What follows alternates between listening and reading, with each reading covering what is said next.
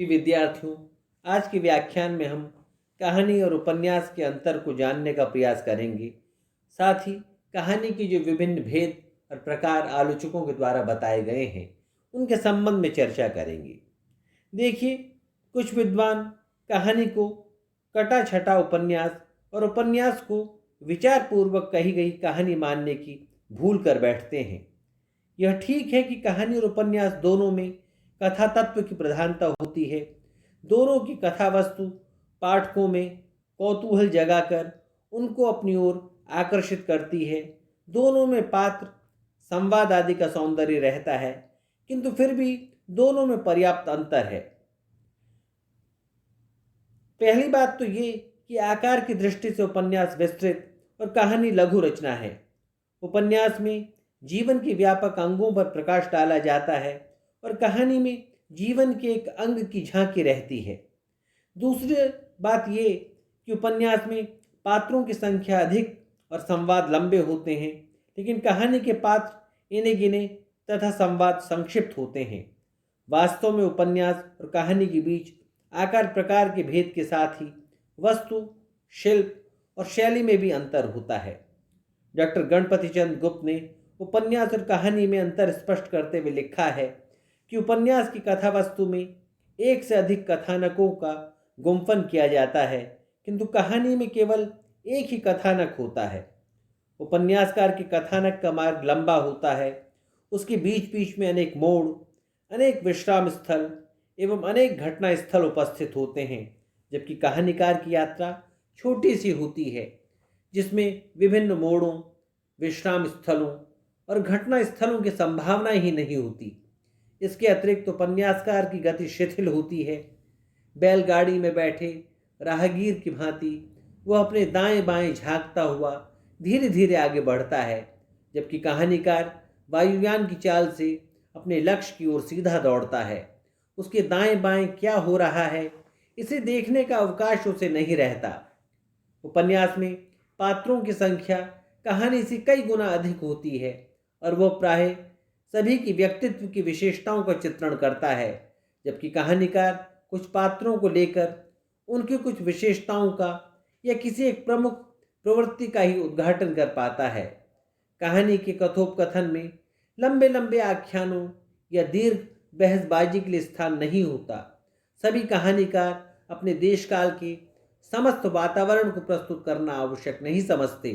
उपन्यासकार की भांति कहानीकार अपनी रचना में अनेक समस्याओं का या अनेक सिद्धांतों का चित्रण नहीं करता, अपितु वह अपना सारा ध्यान किसी एक विचार, सिद्धांत या समस्या पर ही केंद्रित करता है। इसी अंतर की ओर संकेत करते हुए बाबू गुलाब राय ने उनकी एक पुस्तक है काव्य के रूप, उसमें उन्होंने लिखा है कि उपन्यास जीवन का पूरा चित्र है, तो वह एक पक्ष की झांकी मात्र है। इसलिए उसे अंग्रेजी लेखकों ने जीवन का स्नैपशॉट या जीवन का टुकड़ा, स्लाइस ऑफ लाइफ कहा है, किंतु वो टुकड़ा ऐसा होता है कि छिपकली की पूंछ की भांति बिल्कुल सफाई से अलग हो जाता है।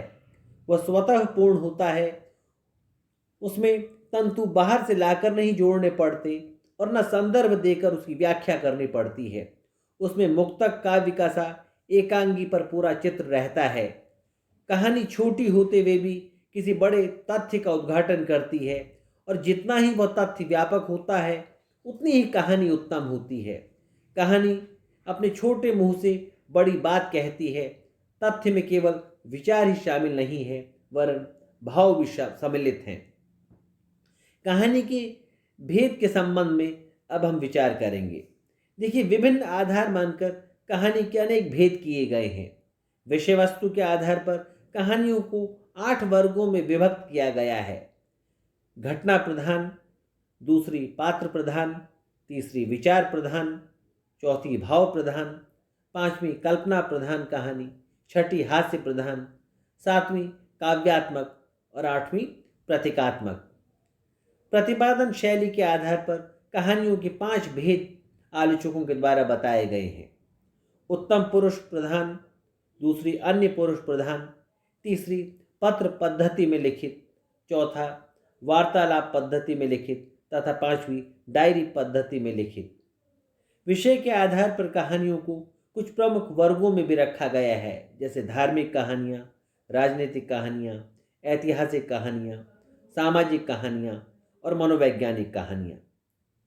रचना लक्ष्य के आधार पर कहानी के 3 वर्ग स्थिर किए गए हैं: आदर्शवादी, दूसरी यथार्थवादी और तीसरी आदर्शोन्मुख यथार्थवादी।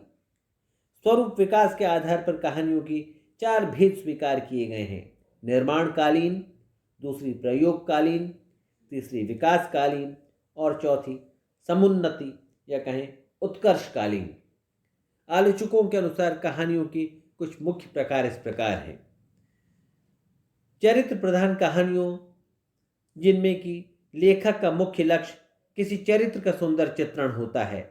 कहानी की छोटी सीमा में चरित्र के किसी भी एक अंग को इस कुशलता से चित्रित किया जाता है कि सारा चरित्र स्पष्ट हो जाए। चरित्र प्रधान कहानियों के सर्वश्रेष्ठ कलाकार प्रेमचंद माने गए हैं। उनकी आत्माराम, बड़े घर की बेटी, बूढ़ी काकी आदि अनेक कहानियाँ चरित्र प्रधान हैं। वातावरण प्रधान कहानी के संबंध में डॉक्टर रामचंद्र तिवारी ने लिखा है कि वातावरण प्रधान कहानी का उद्देश्य जीवन की किसी एक प्रमुख भावना के प्रेरक उपादानों को कथानक के विकास का मूल कारण बनाकर कहानी का विकास करना है।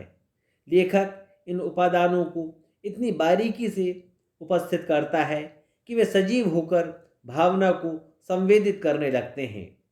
हिंदी में वातावरण प्रधान कहानी लेखकों में प्रसाद, सुदर्शन तथा गोविंद वल्लभ पंत प्रमुख हैं।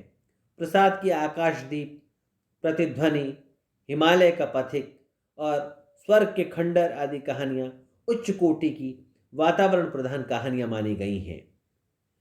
घटना प्रधान कहानियाँ ऐसी होती हैं जिनमें अनेक घटनाओं को एक सूत्र में पिरोते हुए कथानक का विकास किया जाता है अथवा किसी दैवी घटना या संयोग पर ही कहानी आधारित होती है। स्थूल आदर्शवादी कहानियाँ तथा जासूसी तिलस्मी कहानियाँ प्राय इसी प्रकार की होती हैं। इसमें सूक्ष्म भावाभिव्यंजना पर बल नहीं होता, बल्कि स्थूल मनोरंजन पर ही बल होता है। इसलिए ऐसी कहानियाँ कला की दृष्टि से प्राय साधारण कोटि की मानी जाती हैं। कार्य प्रधान कहानियों में लेखक की दृष्टि कार्य पर ही आदि से अंत तक लगी रहती है। गोपाल राम गहमरी की जासूसी कहानियाँ तथा दुर्गा प्रसाद खत्री की वैज्ञानिक कहानियाँ इसी कोटि की हैं। मथुरा प्रसाद खत्री की शिखंडी कहानी भी कार्य प्रधान कहानी मानी गई है। इन कहानियों के अतिरिक्त बेढप बनारसी, उपेंद्रनाथ अश्क, हरिशंकर परसाई की हास्य एवं व्यंग्यपूर्ण कहानियाँ, वृंदावनलाल वर्मा, चतुरसेन शास्त्री और प्रसाद की ऐतिहासिक कहानियाँ, रामकृष्ण दास की प्रतीकवादी कहानियाँ भी ऐतिहासिक महत्व रखती हैं। आज इतना ही। आगे हम अन्य कहानी के पक्षों पर चर्चा करेंगे।